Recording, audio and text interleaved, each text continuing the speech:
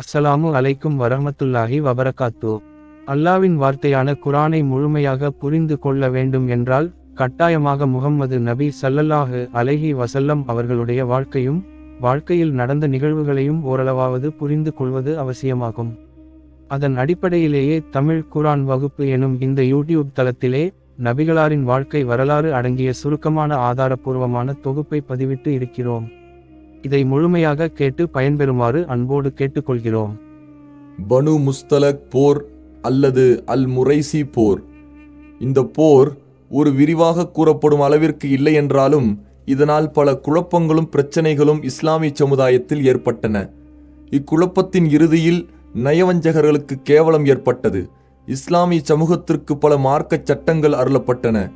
அதன் மூலம் முஸ்லிம் சமுதாயத்திற்கு கண்ணியமும் உயர்வும் கிடைத்தது. முதலில் நாம் இந்த போரை பற்றி கூறியதற்கு பின்பு அந்த பிரச்சனைக்குரிய நிகழ்ச்சியை பற்றி கூறுவோம். இந்த போர் ஹிஜ்ரி 5 ஷாபான் மாதத்தில் நடைபெற்றதென்று பெரும்பாலான வரலாற்று ஆசிரியர்கள் கூறுகிறார்கள். இப்னு இஸ்ஹாக் ரஹ்மத்துல்லாஹி அலைஹி ஹிஜ்ரி 6 நடைபெற்றது என்று கூறுகின்றார். இந்த போருக்கான காரணம் என்னவென்றால், முஸ்தலக் எனும் கிளையினரின் தலைவரான ஹாரிஸ் இப்னு அபுல் இரார் தனது கூட்டத்தினரையும் மற்றும் பல அரபிகளையும் அழைத்து கொண்டு நபி அவர்களிடம் போர் புரிவதற்காக வருகிறார் என்ற செய்தி நபி ஸல்லல்லாஹு அலைஹி வஸல்லம் அவர்களுக்கு எட்டியது. இதை உறுதியாக தெரிந்து வர புரைதா இப்னு ஹுசைப் அஸ்லமி ரலியல்லாஹு அன்ஹு என்பவரை நபி அவர்கள் அனுப்பி வைத்தார்கள்.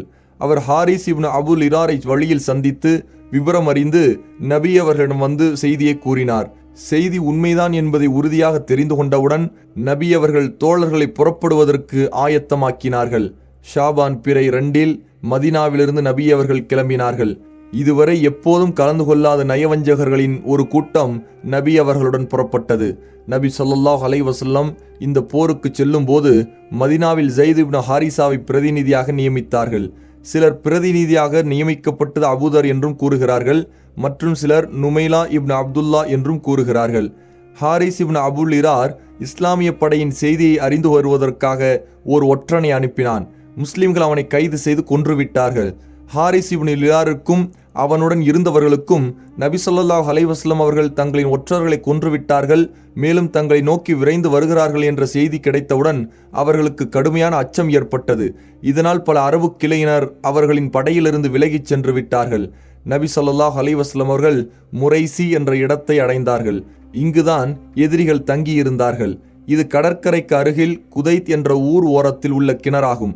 அங்கு நபி அவர்கள் தங்களது தோழர்களை வரிசையாக நிற்க வைத்து முஹாஜிர்களுக்குரிய கொடியை அபூபக்கர் ரலியல்லாஹு அன்ஹு அவர்களிடமும் அன்சாரிகளுக்குரிய கொடியை ஸஅத் இப்னு உபாதா ரலியல்லாஹு அன்ஹு அவர்களிடமும் கொடுத்தார்கள்.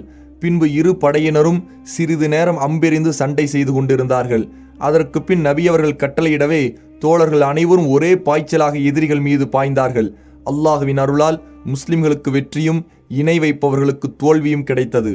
போருக்கு வந்திருந்த எதிரிகளின் பெண்களையும் பிள்ளைகளையும் ஆடுகள் மற்றும் ஏனைய கால்நடைகளையும் முஸ்லிம்கள் கைப்பற்றினார்கள். இப்போரில் எதிரிகளால் முஸ்லிம்களில் எவரும் கொலை செய்யப்படவில்லை. ஆனால் அன்சாரி ஒருவர் ஒரு முஸ்லிமை எதிரி படையில் உள்ளவர் என்று எண்ணி தவறாக கொலை செய்துவிட்டார். இப்போரை பற்றி இவ்வாறுதான் பல வரலாற்று ஆசிரியர்கள் குறிப்பிடுகிறார்கள். ஆனால் அறிஞர் இப்னுல் கையிம் ரஹ்மத்துல்லாஹி அலைஹி இதற்கு மாற்றமாக கூறுகிறார். அவர் கூறுவது என்னவென்றால், இந்த படையெடுப்பில் சண்டை எதுவும் நடைபெறவில்லை. மாறாக நபி ஸல்லல்லாஹு அலைஹி வஸல்லம் அவர்கள் முஸ்தலப் கிளையினர் மீது தாக்குதல் நடத்த வந்தார்கள். முஸ்தலப் கிளையினர் கொள்ளையிடுவதற்காக தங்கள் ஊரை விட்டு வெளியில் சென்றிருந்தார்கள். நபி அவர்கள் அவர்களின் குடும்பங்களையும் பொருட்களையும் கைப்பற்றி கொண்டு திரும்பினார்கள். இவ்வாறுதான் சஹீஹ் புகாரியிலும் வந்துள்ளது. கைது செய்யப்பட்டவர்களில் இக்கூட்டத்தின் தலைவர் ஹாரிஸின் மகள் ஜுவைரியாவும் இருந்தார். இவரை சாபித் இப்னு கைஸ் ரலியல்லாஹு அன்ஹு தனது பங்கில் பெற்றார். இவரை உரிமை விடுவதற்காக இவரிடம் ஒரு ஈட்டுத்தொகை பேசி சாபித் ரலியல்லாஹு அன்ஹு ஒப்பந்தம் செய்து கொண்டார். நபி ஸல்லல்லாஹு அலைஹி வஸல்லம் அவர்கள் ஜுவைரியாவின் சார்பாக அந்த தொகை கொடுத்து விட்டார்கள். பின்பு ஜுவைரியாவை பெண் பேசி திருமணம் செய்து கொண்டார்கள். நபி அவர்களின் திருமணத்தின் காரணமாக முஸ்தலப் கிளையைச் சேர்ந்த 100 குடும்பத்தினரை முஸ்லிம்கள் உரிமையிட்டார்கள். என்றால் இப்போது இந்த கைதிகள் எல்லாம் நபி அவர்களின் மாமனார் குடும்பத்தைச் சேர்ந்தவர்களாயிற்றே. அவர்களை எப்படி நாம் அடிமைகளாக வைத்திருப்பது என்று நபி தோழர்கள் காரணம் கூறினார்கள். ஆதாரம் ஜாதுல் மஆத் இப்னு ஹிஷாம். இப்போரில் ஏற்பட்ட ஏனைய சம்பவங்களின் தலையாய காரணமாக இருந்தவன் நயவஞ்சகர்களின் தலைவன் அப்துல்லா இப்னு உபையும் அவனது கூட்டாளிகளுமே ஆவர். ஆகவே இஸ்லாமிய சமுதாயத்தில் இந்த நயவஞ்சகர்களின் செயல்பாடுகள் பற்றி முதலில் சற்று தெரிந்து கொள்வது அவசியமாகும். நயவஞ்சகர்களின் நடவடிக்கைகள். அப்துல்லா இப்னு உபை இஸ்லாமின் மீதும் முஸ்லிம்கள் மீதும், குறிப்பாக நபி ஸல்லல்லாஹு அலைஹி வஸல்லம் அவர்களின் மீதும் எல்லையற்ற எரிச்சல் கொண்டிருந்தான். அதற்கு காரணம், அவுஸ் கஸ்ரத் ஆகிய இரு கிளையினரும் இவனை தலைவனாக்கி மணிமகுடம் சூட்டுவதற்கு தயாராக இருந்த சமயத்தில் நபி ஸல்லல்லாஹு அலைஹி வஸல்லம் வருகை தர அவர்கள் அனைவரும் இவனை புறக்கணித்துவிட்டு நபி ஸல்லல்லாஹு அலைஹி வஸல்லம் அவர்களின் பக்கம் திரும்பிவிட்டார்கள். இதனால் நபி அவர்கள்தான் தனது ஆட்சியை பறித்து கொண்டார்கள் என்று இவன் மனம் புழுங்கிக் கொண்டிருந்தான். நபி ஸல்லல்லாஹு அலைஹி வஸல்லம் அவர்கள் மதினாவிற்கு வந்ததிலிருந்து இவன் இஸ்லாமை ஏற்றுக்கொள்ளும் முன்பும் ஏற்றுக்கொண்ட பின்பும் இந்த பகைமையையும் கசப்பையும் வெளிப்படையாகவே காட்டிக் கொண்டிருந்தான். ஒரு முறை நபி ஸல்லல்லாஹு அலைஹி வஸல்லம் அவர்கள் சஅத் இப்னு உபாதா ரலியல்லாஹு அன்ஹு அவர்களை நலம் விசாரிப்பதற்காக கழுதையின் மீது சென்று கொண்டிருந்தார்கள். அப்போது வழியில் ஒரு சபையில் அப்துல்லா இப்னு உபை அமர்ந்திருந்தான். அவனை கடந்து செல்லும்போது, முஹம்மதே, எங்களின் மீது புழுதியை கிளப்பாதீர் என்று கூறினான். நபி ஸல்லல்லாஹு அலைஹி வஸல்லம் அவர்கள் அந்த சபையில் நின்று குர்ஆன் ஓதி காண்பித்தார்கள். அதற்கு அவன், நீ உனது வீட்டில் உட்கார்ந்து கொள், எங்களது சபையில் வந்து எங்களை தொந்தரவு செய்யாதே என்று நபி ஸல்லல்லாஹு அலைஹி வஸல்லம் அவர்களை பார்த்து கூறினான். இது அவன் இஸ்லாமை ஏற்றுக்கொள்வதற்கு முன்பு நடந்த நிகழ்ச்சியாகும். ஆதாரம் சஹீஹுல் புகாரி, சஹீஹ் முஸ்லிம், இப்னு ஹிஷாம். பத்ரு போருக்கு பின் இவன் இஸ்லாமை ஏற்றுக்கொண்டான். ஆனால் வாயளவில்தான் ஏற்றுக்கொண்டான், மனப்பூர்வமாக அல்ல. ஆகவே இவன் அல்லாஹுவுக்கும் அவனது தூதருக்கும் முஸ்லிம்களுக்கும் எதிரியாகவே இருந்து வந்தான். இஸ்லாமிய சமுதாயத்தை பிரிப்பதற்கும் இஸ்லாமை பலவீனப்படுத்துவதற்கும் எப்போதும் சிந்தனை செய்து கொண்டிருந்தான். இஸ்லாமின் எதிரிகளுடன் தோழமை கொண்டிருந்தான். கைனுக்கா யூதர்களின் விஷயத்தில் இவன் குறுக்கிட்டது போன்றே உஹது போரில் இவன் செய்த மோசடி, முஸ்லிம்களை பிரிப்பதற்காக செய்த சூழ்ச்சி, முஸ்லிம்களின் அணிகளுக்கு மத்தியில் அவன் ஏற்படுத்திய குழப்பங்கள், சலசலப்புகள் பற்றி இதற்கு முன்பு நாம் கூறியிருக்கின்றோம். இவன் இஸ்லாமை வெளிப்படையாக ஏற்றுக்கொண்ட பின் முஸ்லிம்களை மிக அதிகமாக ஏமாற்றி அவர்களுக்கு வஞ்சகம் செய்து வந்தான். நபி ஸல்லல்லாஹு அலைஹி வஸல்லம் அவர்கள் வெள்ளிக்கிழமை ஜுமா பேருரைக்காக மிம்பரில் ஏறி அமர்ந்தவுடன் இவன் எழுந்து, இவர்தான் அல்லாஹுவின் தூதர், இதோ இவர் உங்களுக்கு மத்தியில் இருக்கிறார், இவர் மூலம் அல்லாஹ் உங்களுக்கு கண்ணியத்தையும் மதிப்பையும் வழங்கியிருக்கின்றான், இவருக்கு நீங்கள் உதவி செய்யுங்கள், இவருக்கு நீங்கள் ஆதரவு தாருங்கள், இவரின் பேச்சை செவிதாழ்த்தி கேளுங்கள், இவருக்கு கீழ்ப்படியுங்கள் என்று கூறிவிட்டு அமர்ந்து கொள்வான். அதற்கு பின் நபி ஸல்லல்லாஹு அலைஹி வஸல்லம் எழுந்து பிரசங்கம் செய்வார்கள். இந்த நயவஞ்சகனின் வெட்கங்கெட்ட தன்மைக்கு இதை உதாரணமாக கூறலாம். இவன் உஹது போரில் செய்த மோசடிகள் அனைவருக்கும் தெரிந்ததே. நபி ஸல்லல்லாஹு அலைஹி வஸல்லம் அவர்கள் உஹது போரிலிருந்து மதினாவிற்கு திரும்பிய பின் ஒரு நாள் வெள்ளிக்கிழமையன்று பிரசங்கத்திற்காக எழுந்தார்கள். அப்போது அவன் தான் வழக்கமாக சொல்லி வந்ததை சொல்வதற்காக எழுந்தான். ஆனால் முஸ்லிம்கள் அவனது ஆடையை பிடித்திழுத்து, அல்லாஹுவின் எதிரியே, உட்காரடா, உனக்கு இதை கூறுவதற்கு எந்த தகுதியும் இல்லை, நீ செய்ய வேண்டிய அழிச்சாட்டியங்களை எல்லாம் செய்துவிட்டாய் என்று கூறினார்கள். அதற்கு அவன், நான் என்ன கெட்டதையா கூறினேன், அவரது காரியத்தில் அவரை பலப்படுத்தவே நான் எழுந்தேன் என்று கூறியவனாக மக்களின் பிடர்களை தாண்டி கொண்டு பள்ளியை விட்டு வெளியேறினான். பள்ளியின் வாயிலில் அன்சாரி ஒருவர் அவனை பார்த்து, உனக்கு நாசம் உண்டாகட்டும், நீ நபியவர்களிடம் திரும்பிச் செல், அவர்கள் உனக்காக அல்லாஹ்விடம் பாவ மன்னிப்பு தேடுவார்கள் என்றார். அதற்கு அவன், அல்லாஹுவின் மீது சத்தியமாக அவர் எனக்காக பாவ மன்னிப்பு தேட வேண்டுமென்று எனக்கு எவ்வித ஆசையும் இல்லை என்றான். ஆதாரம் இப்னு ஹிஷாம். மேலும் நளிர் இன யூதர்களுடன் அவன் தொடர்பு வைத்துக் கொண்டு முஸ்லிம்களுக்கு எதிராக எப்போதும் சதித்திட்டம் தீட்டி வந்தான். இவன் நளிர் இன யூதர்களுக்கு கூறியதை பற்றி அல்லாஹ் இவ்வாறு விவரிக்கின்றான். நபியே, இந்த நயவஞ்சகர்களை நீங்கள் கவனிக்கவில்லையா? அவர்கள் கித்தாபை உடையவர்களில் உள்ள நிராகரிக்கும் தங்கள் சகோதரர்களை நோக்கி, நீங்கள் உங்கள் இல்லத்தை விட்டு வெளியேற்றப்பட்டால் நாங்களும் உங்களுடன் வெளியேறி விடுவோம், உங்கள் விஷயத்தில் உங்களுக்கு எதிராக நாங்கள் ஒருவருக்கும் ஒரு காலத்திலும் வழிபட மாட்டோம், எவரும் உங்களை எதிர்த்து போர் புரிந்தால் நிச்சயமாக நாம் உங்களுக்கு உதவி புரிவோம் என்றும் கூறுகிறார்கள். ஆனால் நிச்சயமாக அவர்கள் பொய்யர்கள் என்று அல்லாஹ் சாட்சியம் கூறுகின்றான். அல் குர்ஆன் அத்தியாயம் 59 வசனம் 11. மேலும் இவனும் இவனது தோழர்களும் அகழ்போரில் இறை நம்பிக்கையாளர்களின் உள்ளத்தில் பல குழப்பங்களையும் திடுக்கங்களையும் சஞ்சலங்களையும் ஏற்படுத்தினார்கள். இதை பற்றி அத்தியாயம் அஹ்ஸாபில் 12-20 வரையில் உள்ள வசனங்களில் அல்லாஹ் தெளிவாக கூறுகின்றான். இஸ்லாமின் எதிரிகளான யூதர்கள், நயவஞ்சகர்கள், இணை வைப்பவர்கள் ஆகிய அனைவருக்கும் இஸ்லாமின் வெற்றிக்கு என்ன காரணம் என்பது நன்கு தெரிந்திருந்தது. அதாவது இஸ்லாமின் வெற்றி பொருளாதார பெருக்கத்தினாலோ ஆயுதங்கள், படைகள் மற்றும் போர் சாதனங்கள் ஆகியவை அதிகமாக இருந்ததினாலோ அல்ல, மாறாக இஸ்லாமிய சமுதாயத்திடமும் மற்றும் இஸ்லாமில் இணைந்த ஒவ்வொருவரிடமும் இருக்கும் உயர்ந்த பண்புகளும் நல்ல குணங்களும் முன்மாதிரியான தன்மைகளும் தான் இஸ்லாமின் வெற்றிக்கு காரணமாக இருக்கின்றன என்பது அவர்களுக்கு நன்றாகவே தெரியும். அத்துடன் இந்த அனைத்து தன்மைகளுக்கும் காரணமாகவும் ஊற்றாகவும் விளங்கக்கூடியவர் நபி ஸல்லல்லாஹு அலைஹி வஸல்லம் அவர்கள்தான் என்பதும் இவர்களுக்கு தெரியும். அதுபோன்றே இந்த மார்க்கத்தை ஆயுதங்களாலும் ஆற்றலாலும் அழிக்க முடியாது என்பதை அவர்கள் நன்கு தெரிந்து கொண்டதால் நேரடி போருக்கு துணிவின்றி மறைமுக சூழ்ச்சிக்கு போருக்கு வித்திட்டார்கள். இந்த மார்க்கத்தின் பண்பாடு மற்றும் கலாச்சார ரீதியாக இந்த மார்க்கத்திற்கு எதிராக பொய் பிரச்சாரங்களை பரப்ப வேண்டும். இந்த பொய் பிரச்சாரத்திற்கு முதல் இலக்காக நபி அவர்களை ஆக்க வேண்டும் என்று முடிவு செய்தார்கள். முஸ்லிம்களின் அணியில் நயவஞ்சகர்களும் கலந்திருப்பதுடன் அந்த நயவஞ்சகர்கள் மதினாவாசிகளாகவும் இருந்ததால் முஸ்லிம்களுடன் தொடர்பு கொண்டு அவர்களது உணர்வுகளை தூண்டிவிட்டு விளையாடுவது எதிரிகளுக்கு சாத்தியமாக இருந்தது.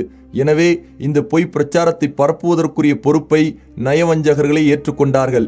இதில் இவர்களின் தலைவனாக இருந்த இப்னு உபை முக்கிய பங்கு வகித்தான். இவர்களது இந்த திட்டம் ஒரு விஷயத்தில் மிக தெளிவாக வெளிப்பட்டது. அதாவது நபி ஸல்லல்லாஹு அலைஹி வஸல்லம் அவர்களின் வளர்ப்பு மகன் ஸைத் இப்னு ஹாரிஸா ரலியல்லாஹு அன்ஹு தன் மனைவி ஸைனப் பின்த் ஜஹஷ் ரலியல்லாஹு அன்ஹா அவர்களை தலாக் விட்டதற்கு பின் அவரை நபி ஸல்லல்லாஹு அலைஹி வஸல்லம் திருமணம் செய்து கொண்டார்கள். அரபுகள் தங்களின் கலாச்சாரப்படி வளர்ப்பு மகனை பெற்ற மகனைப் போல் கருதினார்கள். மகனின் மனைவியை தலாக்கிற்கு பின் தந்தை மனம் முடிப்பது எவ்வாறு குற்றமான செயலாக கருதப்பட்டு வந்ததோ அதேபோல் வளர்ப்பு மகனின் மனைவியையும் வளர்ப்பு தந்தை திருமணம் முடிப்பதை குற்றமாகவே கருதினார்கள்.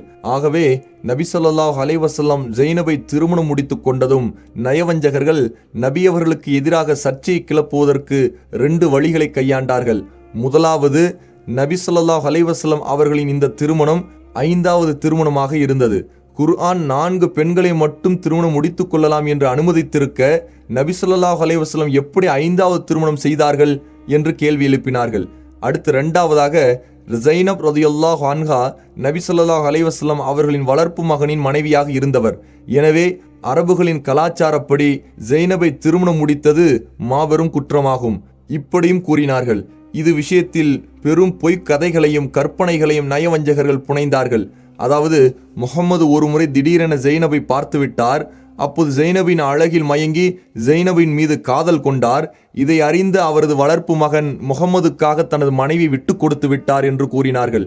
இந்த கட்டுக்கதையை அவர்கள் எந்தளவு பரப்பினார்கள் என்றால் இன்று வரை அதன் தாக்கம் ஹதீஸ் மற்றும் தஃப்சீர் நூற்களில் காண கிடைக்கிறது. இந்த பொய் பிரச்சாரம் இறை நம்பிக்கையில் குறையுள்ளவர்களை பெரிதும் பாதித்தது. ஆகவே உள்ளங்களில் ஏற்பட்ட சந்தேக நோய்களை குணப்படுத்தும் விதமாக பல தெளிவான வசனங்களை அல்லாஹ் குர்ஆனில் இறக்கி வைத்தான். இது பொய் பிரச்சாரம் என்று அல்லாஹ் அத்தியாயம் அஹ்ஸாபின் தொடக்கத்திலேயே இவ்வாறு குறிப்பிடுகின்றான். நபியே, நீங்கள் அல்லாஹுவுக்கே பயப்படுங்கள். நிராகரிப்பவர்களுக்கும் நயவஞ்சகர்களுக்கும் பயந்து அவர்களுக்கு வழிபடாதீர்கள். நிச்சயமாக அல்லாஹ் அனைத்தையும் அறிந்தவனும் ஞானமுடையவனுமாக இருக்கின்றான். அல் குர்ஆன் அத்தியாயம் 33 வசனம் 1. இதுவரை நாம் கூறியது முஸ்தலப் போருக்கு முன்னர் நயவஞ்சகர்கள் புரிந்த தில்லு முள்ளுகளின் சுருக்கமான ஒரு கண்ணோட்டமாகும். இவை அனைத்தையும் நபி ஸல்லல்லாஹு அலைஹி வஸல்லம் அவர்கள் மிக பொறுமையுடனும் நளினத்துடனும் நுட்பத்துடனும் எதிர்கொண்டு சகித்து வந்தார்கள். மற்ற முஸ்லிம்கள் அந்த நயவஞ்சகர்களின் தீங்கிலிருந்து தங்களை தற்காத்து வந்தார்கள் அல்லது அவர்களின் தீங்குகளை சகித்து வந்தார்கள். ஏனென்றால் இந்த நயவஞ்சகர்கள் ஒவ்வொரு ஆண்டும் பல முறை இழிவுக்கு உள்ளாகிறார்கள். அவர்களது உள்ளத்தின் ரகசியங்களை குர்ஆனில் வெளிப்படுத்தப்பட்டு கேவலத்திற்கு உள்ளாகிறார்கள் என்பதை முஸ்லிம்கள் தெரிந்து வைத்திருந்தார்கள். ஒவ்வொரு ஆண்டிலும் ஒரு முறையோ அல்லது 2 முறைகளோ அவர்கள் கஷ்டத்திற்கு உள்ளாக்கி சோதிக்கப்படுகிறார்கள் என்பதை அவர்கள் காணவில்லையா? இவ்வாறு இருந்தும் அவர்கள் பாவத்தை விடுவதும் இல்லை, நல்லுணர்ச்சி பெறுவதும் இல்லை. அல் குர்ஆன் அத்தியாயம் 9 வசனம் 126. முஸ்தலக் போரில் நயவஞ்சகர்கள். முஸ்தலக் போரில் நயவஞ்சகர்களும் முஸ்லிம்களுடன் கிளம்பியிருந்ததால் அல்லாஹ் திருமறையிலே சுட்டிக்காட்டும், அவர்கள் உங்களுடன் வந்திருந்தால் ஒழுங்கீனத்தை தவிர வேறு எதனையும் உங்களுக்கு அதிகரிக்க செய்திருக்க மாட்டார்கள். விஷமத்தை கருதி உங்கள் மத்தியில் அலங்கோலத்தையும் உண்டு பண்ணியிருப்பார்கள். அவர்களுடைய ஒற்றர்களும் உங்களுடன் இருக்கிறார்கள். ஆனால் அல்லாஹ் இத்தகைய அநியாயக்காரர்களை நன்கறிந்தவனாக இருக்கின்றான். அல் குர்ஆன் அத்தியாயம் 9 வசனம் 47. இக்கூற்றுக்கு ஒப்பாகவே அவர்கள் நடந்து கொண்டார்கள். தீங்கு செய்வதையே குறிக்கோளாக கொண்ட இவர்கள் முஸ்லிம்களின் அணியில் பெரும் பிணக்கையும் நபி ஸல்லல்லாஹு அலைஹி வஸல்லம் அவர்களுக்கு எதிராக மிக இழிவான பழியையும் உருவாக்கினார்கள். அதன் சில விவரங்களை இனி பார்ப்போம். 1. நயவஞ்சகர்களின் கூற்று. நாம் மதினாவிற்கு திரும்பினால் இழிவானவர்களை கண்ணியமானவர்கள் மதினாவிலிருந்து வெளியேற்ற வேண்டும். நபி ஸல்லல்லாஹு அலைஹி வஸல்லம் அவர்கள் போர் முடித்து திரும்பும்போது உரைசிக் என்ற இடத்தில் தங்கியிருந்தார்கள். அப்போது தண்ணீர் நிரப்பிக்கொள்ளும் ஓர் இடத்தில் முஹாஜிர்களில் ஜஹ்ஜாக் அல் கிஃபாரி என்பவரும் அன்சாரிகளில் கினான் இப்னு வபர் அல் ஜுஹுனி என்பவரும் சண்டை செய்து கொண்டார்கள். அப்போது ஜுஹுனி, அன்சாரிகளின் கூட்டமே உதவிக்கு வாருங்கள் என்றார். ஜஹ்ஜாக், முஹாஜிர்களின் கூட்டமே உதவிக்கு வாருங்கள் என்றார். இக்கூச்சலை கேட்ட நபி ஸல்லல்லாஹு அலைஹி வஸல்லம் அவர்கள், நான் உங்களுக்கு மத்தியில் இருக்கும்போது இவ்வாறு அறியாமைக்கால வார்த்தைகளை பயன்படுத்துகிறீர்கள், இதை விட்டு விடுங்கள், இது மிக அசுத்தமானது என்று எச்சரித்தார்கள். இந்த செய்தி அப்துல்லா இப்னு உபை இப்னு சலூலுக்கு எட்டியது. இதனால் அவன் கோபமடைந்தான். அவனுடன் அவனது இனத்தவரில் சிலர் இருந்தார்கள். அவர்களில் மிகச் சிறிய வயதுடைய ஸைத் இப்னு அர்கம் என்பவரும் இருந்தார். அப்போது அப்துல்லா இப்னு உபை, இப்படியா அவர்கள் செய்தார்கள்? நமக்கு வெறுப்பூட்டி விட்டார்கள். நமது ஊருக்கு வந்த வந்தேரிகள் நம்மையே மிகைத்து விட்டார்கள். அல்லாஹுவின் மீது சத்தியமாக நமக்கும் அவர்களுக்கும் உள்ள உதாரணம், உனது நாயை நல்ல கொழுக்க வளர்ப்பாயாக, அது இறுதியில் உன்னையே தின்றுவிடும். வளர்த்த கடா மார்பில் பாய்ந்தது என்பதுதான். அல்லாஹுவின் மீது சத்தியமாக நாம் மதினாவிற்கு திரும்பினால் கண்ணியமானவர்கள் இழிவானவர்களை அங்கிருந்து வெளியேற்றியே ஆக வேண்டும் என்று கூறினான். மேலும் தனக்கு முன் இருந்தவர்களை, அதாவது அன்சாரிகளை நோக்கி, பார்த்தீர்களா, இது நீங்கள் உங்களுக்கே தேடிக்கொண்டது. அவர்களை உங்கள் ஊரில் தங்க வைத்து உங்களது பொருட்களை பங்கு வைத்து கொடுத்தீர்கள். அல்லாஹுவின் மீது சத்தியமாக நீங்கள் அவர்களுக்கு கொடுப்பதை நிறுத்தி கொண்டால் அவர்கள் உங்களை விட்டுவிட்டு வேறு ஊருக்கு சென்று விடுவார்கள் என்று கூறினான். ஸைத் இப்னு அர்கம் தனது தந்தையின் சகோதரரிடம் இச்செய்தியை கூற அவர் நபி ஸல்லல்லாஹு அலைஹி வஸல்லம் அவர்களிடம் கூறினார். அங்கு உமரும் நபி ஸல்லல்லாஹு அலைஹி வஸல்லம் அவர்களுடன் இருந்தார்கள். இதை கேட்ட உமர் ரலியல்லாஹு அன்ஹு அவர்கள், நபியே, அப்பாத் இப்னு பிஷ்ருக்கு கட்டளையிடுங்கள், அவர் அவனை கொன்றுவிடட்டும் என்றார்கள். அதற்கு நபி ஸல்லல்லாஹு அலைஹி வஸல்லம் அவர்கள், உமரே, அப்படி எவ்வாறு செய்ய முடியும்? முஹம்மது தமது தோழர்களை கொல்கிறார் என்று மக்கள் பேசுவார்கள். எனவே அவ்வாறு செய்யக்கூடாது. நீர் அனைவரையும் இங்கிருந்து புறப்படுவதற்கு அறிவிப்பு செய் என்று கூறினார்கள். பொதுவாக நபி ஸல்லல்லாஹு அலைஹி வஸல்லம் அவர்கள் அந்த நேரத்தில் பயணிக்க மாட்டார்கள். மக்கள் நபி ஸல்லல்லாஹு அலைஹி வஸல்லம் அவர்களின் கட்டளைக்கிணங்க பயணத்தை தொடர்ந்தார்கள்.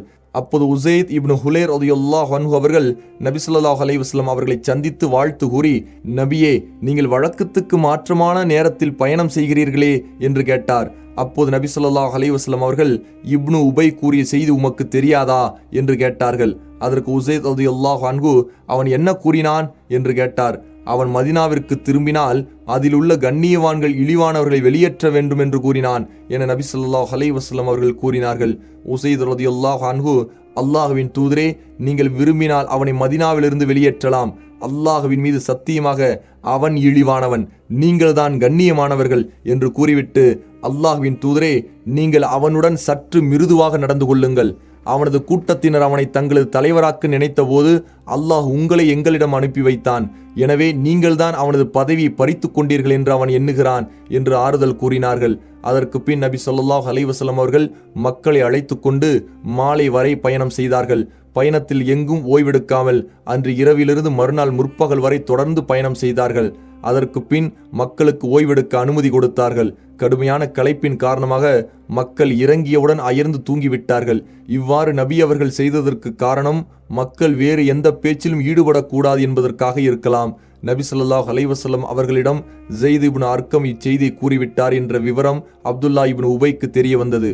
உடனே அவன் நபி அவர்களை சந்தித்து தான் அப்படி எதுவும் பேசவில்லை என்று சத்தியம் செய்து கூறினான். நபி ஸல்லல்லாஹு அலைஹி வஸல்லம் அவர்களுடன் இருந்த சில அன்சாரிகள், அல்லாஹுவின் தூதரே, ஸைத் சிறுவர், அவர் சரியாக விளங்கி இருக்க மாட்டார். இப்னு உபை கூறிய சொல்லை அச்சிறுவருக்கு சரியாக நினைவில் வைக்க தெரியாது. எனவே இப்னு உபை கூறுவதை நீங்கள் ஏற்றுக்கொள்ளுங்கள் என்றார்கள்.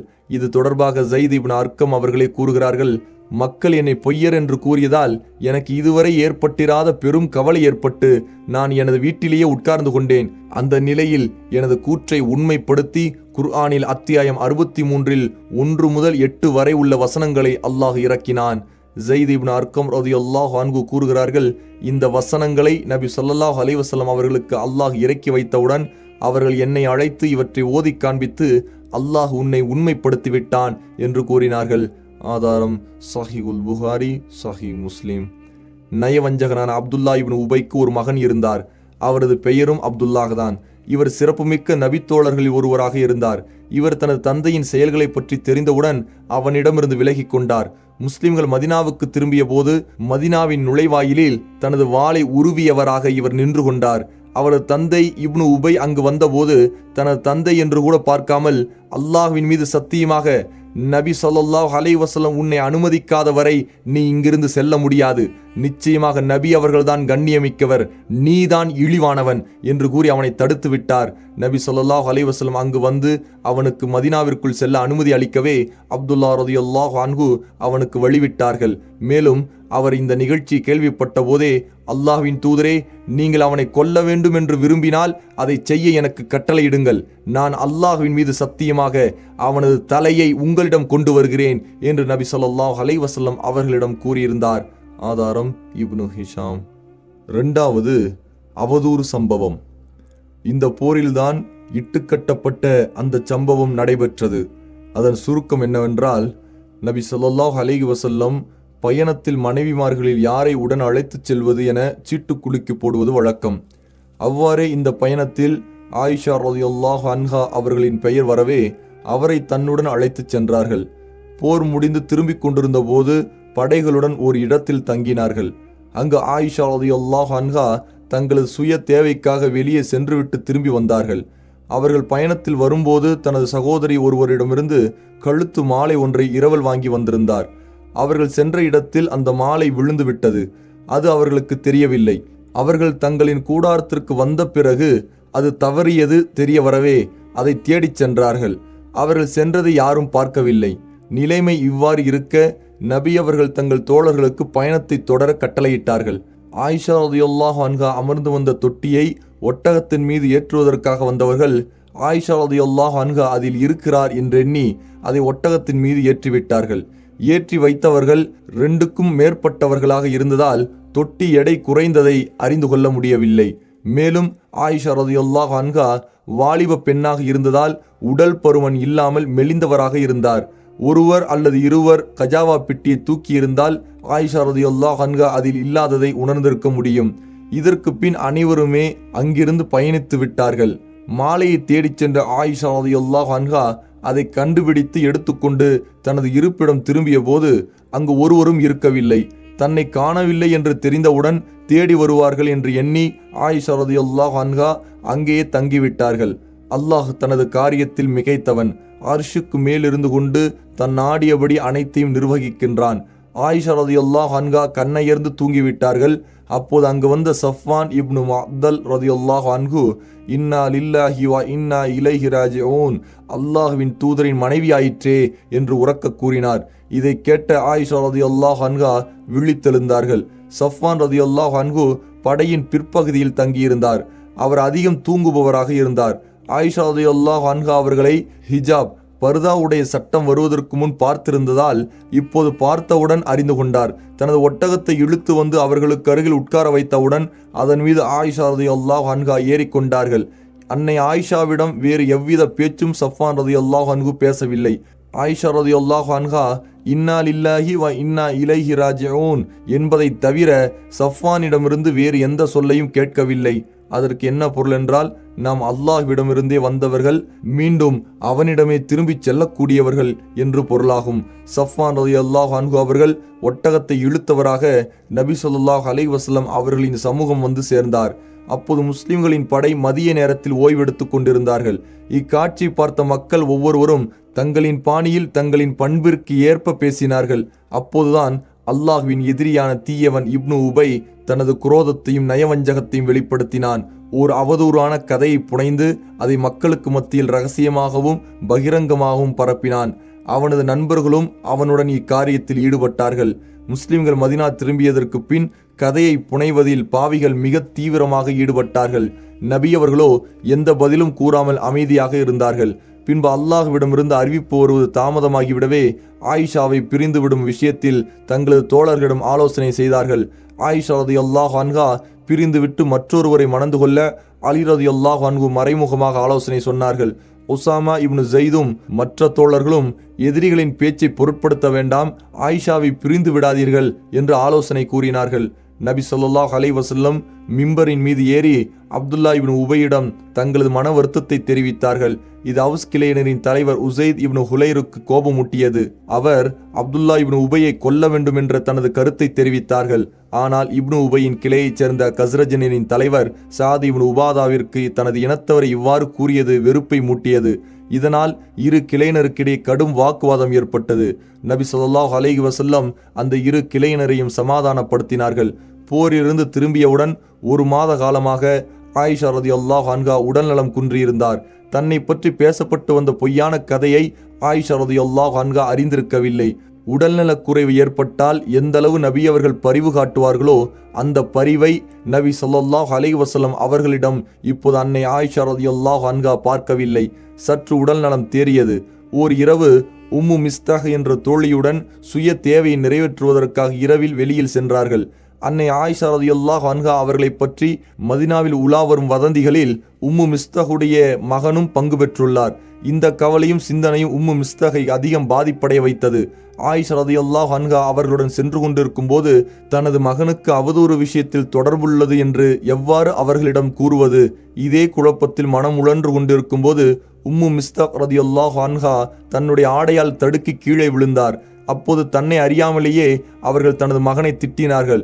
நீ கீழே விழுந்ததற்கு உன் மகனை ஏன் திட்டுகிறாய் என்று ஆயிஷா ரலியல்லாஹு அன்ஹா வினவிய போது உம்மு மிஸ்தாஹ் ரலியல்லாஹு அன்ஹா ஆயிஷா அவர்களை பற்றி மக்களிடையே பரப்பப்பட்டுள்ள அவதூறுகளை கூறினார். உம்மு மிஸ்தாஹ் ரலியல்லாஹு அன்ஹா செய்தியை கூறிய உடனேயே ஆயிஷா ரலியல்லாஹு அன்ஹா வீட்டிற்கு திரும்பினார்கள். தனது பெற்றோர்களிடம் சென்று செய்தியை உறுதியாக தெரிந்து வர நபி ஸல்லல்லாஹு அலைஹி வஸல்லம் அவர்களிடம் அனுமதி கேட்டார்கள். நபி ஸல்லல்லாஹு அலைஹி வஸல்லம் அனுமதி பெற்று பெற்றோர்களை சந்தித்து உண்மை நிலவரத்தை தெரிந்து கொண்டவுடன் ஆயிஷா ரலியல்லாஹு அன்ஹா வேதனை பொறுக்க முடியாமல் அழுதார்கள். 2 இரவும் 1 பகலும் தூங்காமல் அழுது கொண்டே இருந்தார்கள். அவர்களது இந்த அழுகை அன்னாரின் ஈரலை பிளந்து விடும் அளவுக்கு இருந்தது. அப்போதுதான் நபி ஸல்லல்லாஹு அலைஹி வஸல்லம் அங்கு வந்து இறைவனை புகழ்ந்து துதித்துவிட்டு, ஆயிஷாவே, உன்னை பற்றி எனக்கு இவ்வாறெல்லாம் செய்தி கிடைத்தது. நீ குற்றமற்றவளாக இருந்தால் அல்லாஹ் உன்னை அப்பழியிலிருந்து நிரபராதியாக ஆக்குவான். உண்மையில் நீ பாவம் செய்திருந்தால் அல்லாஹ்விடம் மன்னிப்பு கேள், அவனிடம் பாவமீட்சி பெற்றுக்கொள். ஏனென்றால் நிச்சயமாக அடியான் தனது பாவத்தை ஒப்புக்கொண்டு அல்லாஹ்விடம் பாவமீட்சி கோரினால் நிச்சயமாக அல்லாஹ் அவனது பாவங்களை மன்னித்து விடுவான் என்று கூறினார்கள். நபி ஸல்லல்லாஹு அலைஹி வஸல்லம் அவர்களின் இந்த வார்த்தையை கேட்ட ஆயிஷா ரலியல்லாஹு அன்ஹா அவர்கள் தனது அழுகை நிறுத்தி பெற்றோர் ஒவ்வொருவரிடமும் நபி ஸல்லல்லாஹு அலைஹி வஸல்லம் அவர்களுக்கு பதில் அளிக்குமாறு கூறினார்கள். ஆனால் அவர்களுக்கு என்ன பதில் சொல்வது என்று தெரியவில்லை. அப்போது ஆயிஷா ரலியல்லாஹு அன்ஹா, நான் நிலைமை என்னவென்று நன்கு தெரிந்து கொண்டேன். இந்த செய்தியை நீங்கள் பலமுறை கேள்விப்பட்டதால் அது உங்களின் உள்ளங்களில் ஆழ பதிந்து விட்டது. அது உண்மை என்று நீங்களும் நம்பிவிட்டீர்கள். அல்லாஹுக்கு தெரியும் நான் குற்றமற்றவள் என்று. நான் உங்களுக்கு என்னை பற்றி குற்றமற்றவள் என்று கூறினால் நீங்கள் அது விஷயத்தில் என்னை நம்ப மாட்டீர்கள். நான் குற்றமற்றவள் என்பதை அல்லாஹ் நன்கறிவான். ஆனால் நான் இவ்விஷயத்தை ஒப்புக்கொண்டால் மட்டும் நீங்கள் என்னை நம்பிவிடுவீர்கள். அல்லாஹுவின் மீது சத்தியமாக எனக்கும் உங்களுக்கும் யூசுப் நபியின் தந்தை யாக்கூப் அலைஹிஸ்ஸலாத்து வஸ்ஸலாம் கூறிய, ஆகவே அந்த துக்கத்தை சகித்துக் கொள்வதுதான் நன்று. நீங்கள் கூறியவற்றில் அல்லாஹ்விடம் உதவி தேடுகிறேன். அல் குர்ஆன் அத்தியாயம் 12 வசனம் 18 என்ற வார்த்தையை தவிர வேறு வார்த்தை கூற எனக்கு தெரியவில்லை. பின்பு தன் முகத்தை திருப்பி சாய்ந்து படுத்து கொண்டார்கள். அதே நேரத்தில் நபி ஸல்லல்லாஹு அலைஹி வஸல்லம் அவர்களுக்கு இறை செய்தி அருளப்பட்டது. அது முடிந்தவுடன் நபி ஸல்லல்லாஹு அலைஹி வஸல்லம் சிரித்தவர்களாக, ஆயிஷாவே, அல்லாஹ் உன்னை நிரபராதியாக்கி விட்டான் என்று கூறினார்கள். அப்போது ஆயிஷா ரலியல்லாஹு அன்ஹா அவர்களின் தாயார், ஆயிஷாவே, நபியிடம் எழுந்து செல் என்று கூறினார்கள். அதற்கு அல்லாஹுவின் மீது சத்தியமாக நான் அவர்களிடம் எழுந்து செல்ல மாட்டேன். மேலும் நான் அல்லாஹ்வை தவிர வேறு யாரையும் புகழவும் மாட்டேன் என்று கூறினார்கள் ஆயிஷா ரலியல்லாஹு அன்ஹா. ஆயிஷா ரலியல்லாஹு அன்ஹா தான் நிரபராதி என்பதாலும் தன்னை நபி ஸல்லல்லாஹு அலைஹி வஸல்லம் நேசிக்கிறார்கள் என்பது உறுதியாக தெரிந்ததாலும் இவ்வாறு கூறினார்கள். இந்த பொய்யான சம்பவம் தொடர்பாக அல்லாஹ் குர்ஆனின் 24ஆம் அத்தியாயத்தில் வசனங்கள் 11 to 20 வரை உள்ள வசனங்களை இறக்கினான். இந்த சம்பவத்தை இட்டு கட்டியவர்களில் மிஸ்தாஹ் ஹஸ்ஸான், ஹம்னா பின்த் ஜக்ஸ் ஆகியோருக்கு 80 கசையடிகள் கொடுக்கப்பட்டன. ஆனால் இவர்களுக்கெல்லாம் தலைவனாக இருந்த அப்துல்லா இப்னு உபையை அடிக்கவில்லை. இவன்தான் இதற்கு மூல காரணமானவன். இவனை தண்டிக்காமல் விட்டதற்கு காரணம் என்னவென்றால், உலகத்தில் யார் மீது தண்டனைகள் நிறைவேற்றப்பட்டு விடுகிறதோ அவர்கள் மறுமையில் தண்டிக்கப்பட மாட்டார்கள். ஆனால் மறுமையில் மகத்தான தண்டனை இவனுக்கு உண்டென அல்லாஹ் குர்ஆனில் இவனை பற்றி எச்சரிக்கை செய்துவிட்டான். எனவே இவ்வுலகில் இவனுக்கு தண்டனை நிறைவேற்றப்படவில்லை, அல்லது எந்த நலனை கருதி நபி ஸல்லல்லாஹு அலைஹி வஸல்லம் இவனை முன்பு கொலை செய்யாமல் விட்டுவிட்டார்களோ அதே நலனை கருதி இந்த தண்டனையையும் நிறைவேற்றாமல் விட்டிருக்கலாம். ஆதாரம் சஹீஹுல் புகாரி, ஜாதுல் மஆத், இப்னு ஹிஷாம். ஒரு மாதத்திற்கு பின் இந்த பிரச்சனையால் உண்டான சந்தேகம் மற்றும் குழப்பங்கள் மதினாவை விட்டு முற்றிலுமாக அகன்றன. நயவஞ்சகர்களின் தலைவன் இப்னு உபை பெரும் கேவலமடைந்தான். இந்த இழிவுக்கு பின் சமூகத்தில் அவன் தலையை நிமிர்த்த முடியவில்லை. இப்னு இஸ்ஹாக் ரஹ்மத்துல்லாஹி அலைஹி கூறுகிறார், இந்த சம்பவத்திற்கு பின் இப்னு உபை ஏதாவது பேசினால் அவனது கூட்டத்தினரை அவனை கண்டித்து அடக்கி விடுவார்கள். இதை பார்த்த நபி அவர்கள் உமர் ரலியல்லாஹு அன்ஹு அவர்களிடம், உமரே, நீர் என்ன கருதுகிறீர்? நீர் என்னிடம் அவனை கொலை செய்ய வேண்டும் என்று கூறிய அன்றே நான் இவனை கொலை செய்திருந்தால் அவனது கூட்டத்தினர் என் மீது மிகுந்த கோபம் அடைந்திருப்பார்கள். ஆனால் இன்று அவனது கூட்டத்தினரிடம் அவனை கொலை செய்து விடுங்கள் என்று நான் கூறினால் அவர்கள் அவனை கொலை செய்து விடுவார்கள் என்று கூறினார்கள்.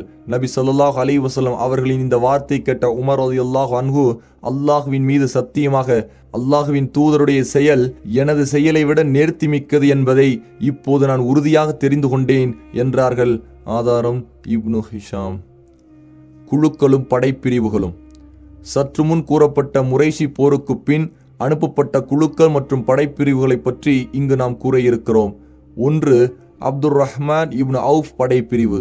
ஹிஜ்ரி 6 ஷாபான் மாதத்தில் தௌமத்துல் ஜந்தல் எனும் பகுதியில் இருக்கும் கல்பு கோத்திரத்தினரின் ஊர்களுக்கு அப்துர் ரஹ்மான் இப்னு அவுஃப் ரலியல்லாஹு அன்ஹு அவர்களுடன் ஒரு படைப்பிரிவை நபி ஸல்லல்லாஹு அலைஹி வஸல்லம் அனுப்பினார்கள். அனுப்பும்போது அவரை நபி ஸல்லல்லாஹு அலைஹி வஸல்லம் தனக்கு முன் அமர வைத்து தனது கரத்தால் அவருக்கு தலைப்பாகை கட்டிவிட்டார்கள். மேலும் போரில் மிக அழகிய முறைகளை கையாள வேண்டுமென்று உபதேசம் செய்ததுடன், அவர்கள் உமக்கு கீழ்ப்படிந்து விட்டால் அவர்களுடைய தலைவரின் மகளை நீர் திருமணம் செய்து கொள் என்றும் கூறினார்கள். அப்துர் ரஹ்மான் இப்னு அவுஃப் ரலியல்லாஹு அன்ஹு அங்கு சென்று 3 நாட்கள் தங்கி அந்த கூட்டத்தினருக்கு இஸ்லாமை அழைப்பு விடுத்தார்கள். அவர்களின் அழைப்பை ஏற்று அக்கூட்டத்தினர் அனைவரும் இஸ்லாமை தழுவினார்கள். அதன் பின் துமாலிர் பின்த் அஸ்பக் என்ற பெண்ணை அப்துர் ரஹ்மான் இப்னு அவுஃப் ரலியல்லாஹு அன்ஹு திருமணம் செய்து கொண்டார்கள். இந்த பெண்மணி பிரபல்யமான நபித்தோழர் அபு சலமாவின் தாயார் ஆவார். இந்த பெண்மணியின் தந்தைதான் கல்பு இனத்தவரின் தலைவராக இருந்தார். 2. அலி இப்னு அபு தாலிப் படைப்பிரிவு. ஹிஜ்ரி 6 ஷாபான் மாதத்தில் ஃபதக் என்னும் ஊரில் உள்ள சாது இப்னு பக்ர் கிளையினரிடம் அலி இப்னு அபு தாலிப் ரலியல்லாஹு அன்ஹு அவர்களை 200 வீரர்களுடன் நபி ஸல்லல்லாஹு அலைஹி வஸல்லம் அவர்கள் அனுப்பினார்கள். இந்த கிளையினரில் ஒரு பிரிவினர் கைபரில் உள்ள யூதர்களுக்கு உதவி செய்ய விரும்புகிறார்கள் என்ற செய்தி நபி ஸல்லல்லாஹு அலைஹி வஸல்லம் அவர்களுக்கு எட்டியதால் அவர்கள் இப்படையை அனுப்பினார்கள். அலி ரலியல்லாஹு அன்ஹு இரவில் பயணம் செய்வதும் பகலில் பதுங்கிக் கொள்வதுமாக தனது பயணத்தை தொடர்ந்தார்கள். வழியில் ஒரு நாள் அலி ரலியல்லாஹு அன்ஹு அக்கூட்டத்தைச் சேர்ந்த ஒற்றன் ஒருவனை பிடித்தார்கள். யூத பகுதியான கைபரில் விளையும் பேரித்தம்பழங்களில் ஒரு பெரும் பங்கை யூதர்கள் சாத் இப்னு பக்ர் கிளையினருக்கு வழங்கினால் அக்கிளையினர் யூதர்களுக்கு உதவிடுவார்கள் என்பதை தெரிவிப்பதற்காக தன்னை அனுப்பினார்கள் என்பதை பிடிபட்ட ஒற்றன் ஒப்புக்கொண்டது மட்டுமின்றி அக்கிளையினர் குழுமியிருந்த இடத்தையும் காட்டிக் கொடுத்தான். அவர்கள் மீது அலி ரலியல்லாஹு அன்ஹு போர் தொடுத்து 500 ஒட்டகங்களையும் 2000 ஆடுகளையும் கைப்பற்றினார்கள். அந்த கிளையினர் அங்கிருந்து தப்பித்து லுவூன் என்ற இடத்திற்கு ஓடிவிட்டார்கள். வபர் இப்னு உலைம் என்பவன் இக்கிளையினருக்கு தலைமை தாங்கி வந்திருந்தான். 3. அபுபக்கர் அல்லது ஜயித் படைப்பிரிவு. ஹிஜ்ரி 6 ரமலான் மாதத்தில் வாதில் குரா என்ற இடத்திற்கு அபுபக்கர் ரலியல்லாஹு அன்ஹு அல்லது ஜயித் இப்னு ஹாரிஸா ரலியல்லாஹு அன்ஹு அவர்களின் தலைமையின் கீழ் ஒரு படைப்பிரிவை நபி ஸல்லல்லாஹு அலைஹி வஸல்லம் அனுப்பினார்கள். அங்கு வசிக்கும் ஃபஜாரா கிளையினரின் ஒரு பிரிவினர் நபி அவர்களை கொலை செய்ய வஞ்சகமாக திட்டமிடுகிறார்கள் என்ற செய்தி கிடைத்ததை முன்னிட்டு இந்த படையை அனுப்பப்பட்டது. சலமா இப்னு அக்வஹு ரலியல்லாஹு அன்ஹு கூறுகிறார், நானும் இப்படையில் சென்றிருந்தேன். நாங்கள் சுபூ தொழுகை முடித்த பின் அவர்களை தாக்கினோம். பிறகு அவர்களின் கிணற்றுக்கு அருகில் நாங்கள் ஒன்று சேர்ந்தோம். இந்த தாக்குதலில் எதிரிகளில் பலர் கொல்லப்பட்டார்கள். சிலர் தங்கள் பிள்ளைகளுடன் மலையை நோக்கி ஓடுவதை பார்த்தேன். அவர்கள் தப்பித்து மலையில் ஏறிவிடக்கூடாது என்பதற்காக வேகமாக ஒரு அம்பை எடுத்து அவர்களுக்கும் மலைக்கும் நடுவில் எறிந்தேன். அம்பை பார்த்து அவர்கள் நின்று விட்டார்கள். அக்கூட்டத்தில் பெண் ஒருத்தி இருந்தாள். அவளது பெயர் உம்மு கிர்ஃபா. அவள் தோல் ஆடை அணிந்திருந்தாள். அவளுக்கு மிக அழகிய மகள் ஒருத்தி இருந்தாள். நான் அவர்கள் அனைவரையும் அழைத்து கொண்டு அபூபக்கர் ரலியல்லாஹு அன்ஹு அவர்களிடம் வந்தேன். அபூபக்கர் ரலியல்லாஹு அன்ஹு எனக்கு அவளின் மகளை பரிசாக அளித்தார்கள். ஆனால் நான் அவளை தொடவில்லை.